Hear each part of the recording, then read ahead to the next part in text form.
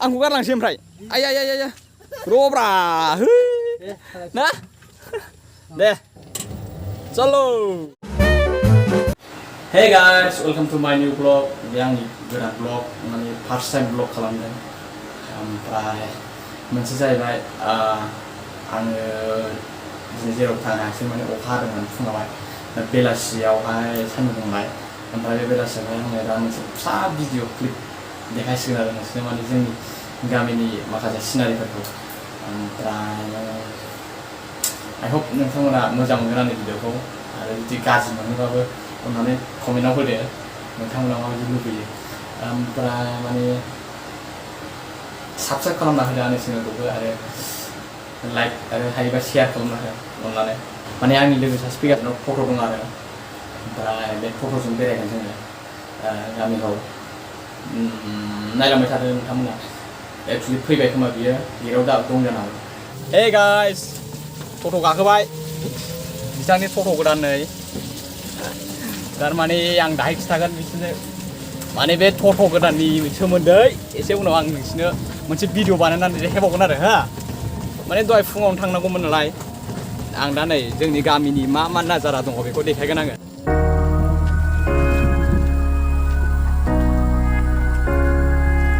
मन्दिर माने मन्दिरा जोंनि गामियाव मोनथाम दं नैबे जाहैबाय खेरायग्रा आरो ना बुलिनि खेरायग्रा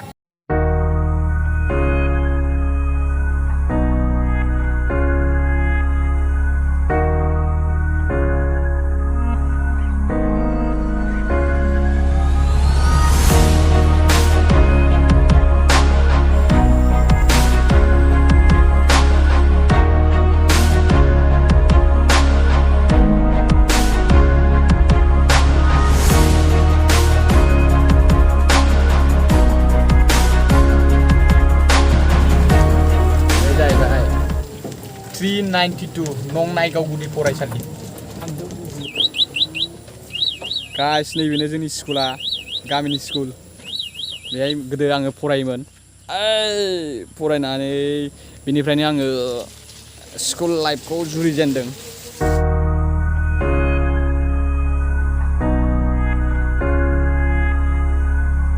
नैबे जाहैबाय जोंनि लाइब्रेरि गामिनि गाइस नायदो नैबे जाहैबाय जोंनि गामिनि लाइब्रेरि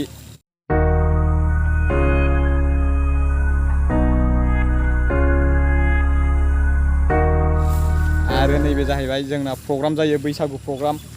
बोसोरफ्रामबो जायो बेवहाय माने बैसागुबाथाय जाबाय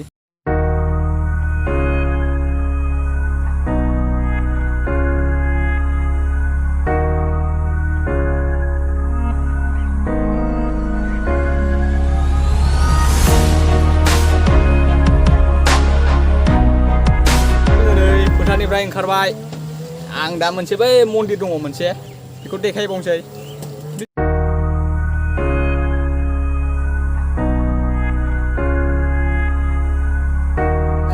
लोगोफोर नैबेनो जाहैबाय मन्दिर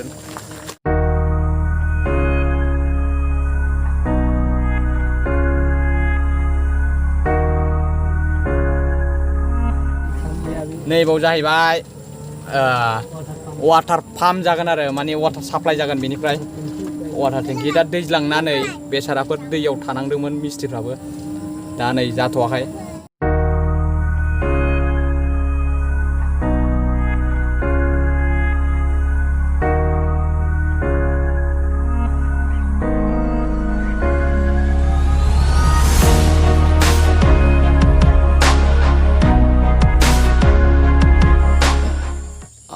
नैबेनो मोनसे माबाया मन्दिरा ब्रह्मनि बे जाहैबाय ब्रह्मनि जोंनि गामियाव मोनथाम मन्दिर दं होननाया बेनो आरो बे लास्ट मन्दिर जाहैबाय आरो ब्रह्म दहायना बिबार बाथौमोन मोनसेया जाहैबाय बुलि बाथौ ओमफ्राय नैबेया जाहैबाय ब्रह्म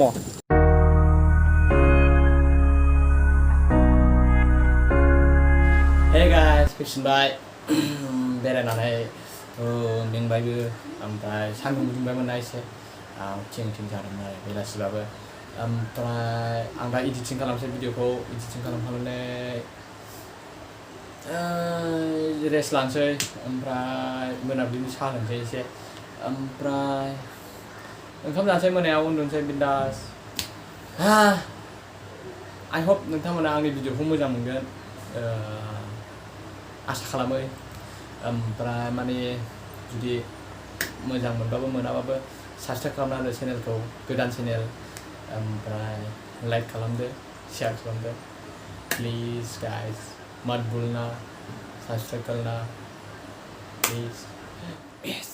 बाय बाय गाइस